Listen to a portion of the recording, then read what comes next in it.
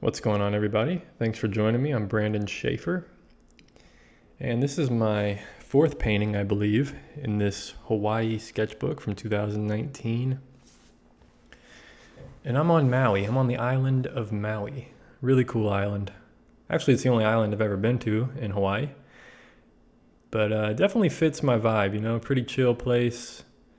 Pretty cool. So check it out. What I'm painting here, actually, I'm right on the edge of a wall here. If I were to move the camera up about just a foot, like 1 or 2 feet in front of me is the ocean. So this is a really cool view. I'm currently painting the sky. And for the sky, I use really light value, some kind of ultramarine. Sometimes I mix it with a little viridian, just to kind of give it some kind of variety. And then towards the top of the sky, I'll add in more pure ultramarine blue. And you can see how light and kind of how gray the sky looks. And the reason I'm doing that is because, the stronger blues in this scene, like when I look out in front of me, the much stronger, more vibrant, saturated color is the ocean. So I leave some room for the ocean to have stronger color, darker value. Because when we're doing a painting, sometimes you can't exactly match what's out in nature, what you're seeing. So you have to make the values work within the painting. So sometimes the sky has to be lighter or darker than it actually is, or, what have you. Whatever the case may be. So what I'm painting here is I'm looking north mostly. And north of Maui is another island called Molokai. And that's what I'm currently painting right now. Today was, this day that I was painting it was a really epic day. Usually there's a lot of clouds over this island. So this morning I went out first thing and there weren't very many clouds. So I was like, okay, this is perfect. Really cool view. Everything was really clear. So I was like, okay, I'm going to paint this island. And that island is about, 12 or 15 miles away from where I am currently. So we got some nice distance there. And then what I'm painting now is the edge of Maui. More of the edge of, there's some palm trees. And then all the way to the right, which we'll see here in a few minutes, there's some buildings and stuff on Front Street in Lahaina on Maui. So overall, it was just a really cool scene. I went out and saw this every day, every morning, and it was something I decided to capture. I tried to paint as many of the different islands that I could see from Maui as I could. And this is one of those paintings. So using a smaller round brush now, I'm putting in some suggestions of palm trees. And one thing I've gotten a lot better at, I think, is suggesting detail rather than painting what's actually there. Sometimes I get caught up too much in what's actually in front of me rather than trying to capture a feeling or a suggestion. And I think this is one of the good paintings that I've done that has more of a suggestion of what's out there, trying to capture a feeling. Obviously this is really out there. I did do some measurements and stuff during the drawing stage so that I got the island in the distance correct and everything looking correct. And you can see this page of the sketchbook, I really did it more of a panorama. So there's more space, white space on the top and bottom. So this is a longer, skinnier type of painting than what I'm used to doing. So that's kind of cool. That's some cool feature of not taping your sketchbook, is that you can then use the page however you wish.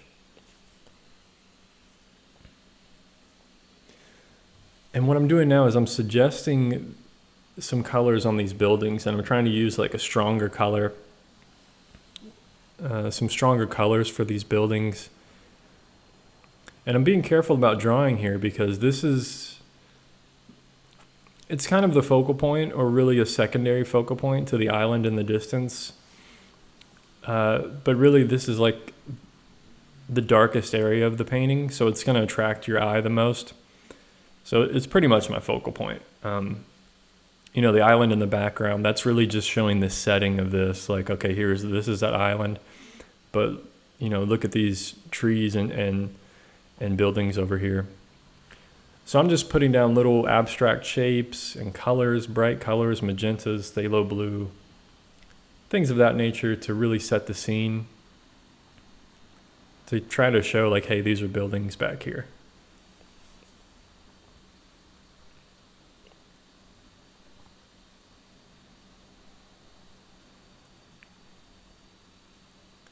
Okay, now I'm going in on the ocean with some stronger color. And these are more of the waves coming in.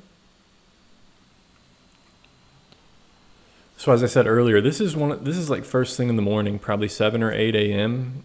So what usually happens with the ocean, what I've took note of and realized, you know, first thing in the morning and in the evening, like sunset, the ocean, just the way the light's hitting the ocean, it'll tend to be much lighter. It starts, you know, really like midday, noon, when the sun is right above. That's when the ocean becomes super dark blue, like really vibrant blue. Okay, this is an important thing I'm doing right here. So this little crayon that I have is called Wax Resist. So my painting is currently dry. I made sure and checked that the paint was dry, that green that I'm coloring over. This Wax Resist is clear. So sometimes it's hard to see where I put it down because it's clear. So I drew that in some areas, and now I'm going to put this darker color over it. And what you'll see is this Wax Resist, it kind of resists that color that you're putting on. And what it does is it'll leave a little bit of texture.